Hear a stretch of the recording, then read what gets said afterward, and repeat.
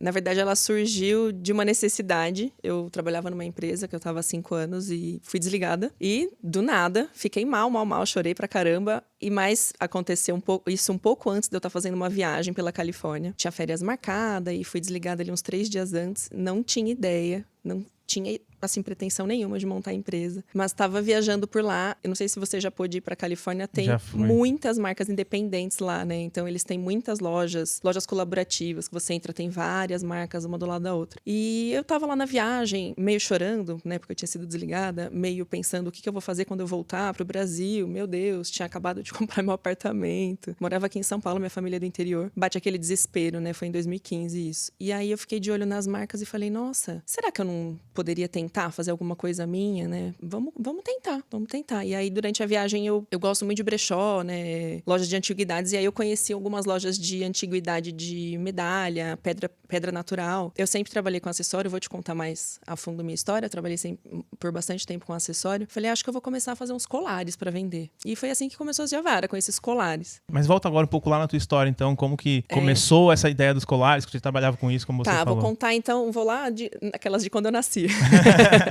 não tão pra trás, mas eu sempre fui apaixonada por moda, sempre quis trabalhar com moda e desde que eu sou adolescente, eu cresci num ambiente muito criativo. Meus pais são muito criativos, então tanto eu quanto minha irmã, a gente, assim, cresceu nessa veia criativa. Minha mãe costurava nossas fantasias, nossas roupas. Eu tenho parte da minha avó, minhas tias, sempre costureiras, trabalhando com, assim, costureiras pra fora, de bairro, sabe? Mas sempre, assim, muito lidando com coisas de moda. E aí, já na adolescência, eu decidi que eu queria estudar moda, trabalhar com isso. E minha mãe e meu pai nunca falaram não. Sempre foi e vai. Mas isso lá, né, 2000 e pouquinho, antes de 2000, 1990 e alguma coisa, acho que não sei nem se tinha virado 2000, né, porque eu entrei na faculdade com uns 18 anos, mais ou menos, exatamente não lembro agora, mas na época as pessoas não estudavam moda, e quem estudava era assim, quem tinha muita grana, né, que sabia já que ou ia pegar ali o negócio do pai, ou construir carreira numa coisa mais estabelecida. Então parecia incerto, mas meus pais nunca foram contra, eles sempre falaram, não, vai lá e faz, vai trabalhar com isso. Em paralelo a esse amor por moda que eu tinha, eu desenhava as camisetas de banda que eu queria usar, porque, né,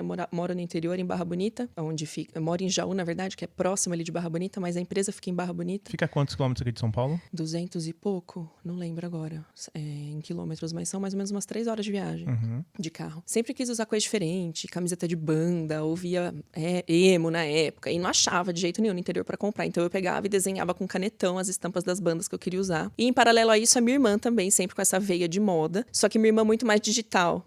Minha irmã, tinha um fotolog gótico super famoso na época do fotolog, então ela tirava foto no fundo branco e se aplicava nos ambientes. Tudo autodidata, tanto ela quanto eu, sempre assim, eu mexendo com moda, ela mexendo com essa parte mais de design gráfico. E decidi mudar para São Paulo, decidi fazer faculdade de moda, enquanto estava na faculdade, trabalhei como vendedora em shopping, que eu acho que isso é muito interessante para quem quer abrir uma marca de moda, posso falar mais sobre isso depois. Depois acabei entrando em estágio no Bom Retiro, que também acho super interessante você ter algum estágio em chão de fábrica, para entender mesmo a questão de processo, dia a dia. E de lá fui para uma fast fashion bem conhecida, onde eu fiquei 5 anos. E acabei, né, tive a progressão ali dentro, entrei como assistente, depois virei estilista, depois gerente. E acabei sendo desligada, e aí deu bem essa viagem. Ah, foi essa empresa do desligamento? Foi essa. E eu achei que eu ia aposentar nessa empresa. É mesmo? Inclusive, eu tinha certeza que eu ia aposentar nessa empresa. Porque gostava de trabalhar ali? Amava. Eu sempre fui muito dedicada em tudo que eu decidi, me propus a fazer. E lá eu me dediquei muito. E pra mim, eu ia me aposentar lá. Tava super tranquila, tanto que foi um baque. Depois acabou rolando uns cortes. Na semana seguinte, eu fazia parte desse corte, mas como eu tinha viagem... Mas enfim, nada justifica. Eu fiquei muito mal na época, muito triste. Fiquei na viagem, olhando pra essas marcas e falando... Mas aí você foi desligado e falou, vou viajar? Não, eu já tava com a viagem comprada. Ah, entendi. Eu ia viajar dali 3, 4 dias. Nossa, deu uma bad, né? Tá na Califórnia. Não, 15 dias. Os 7 primeiros dias foi chorando. Tipo assim, preocupada. E aí, vou voltar? Como que eu vou pagar minhas contas, né? Foi bem bad. Mas aí, dessa bad também veio a oportunidade. Eu não sou muito de ficar pra baixo, mas dava uma certa insegurança. Só que eu falei,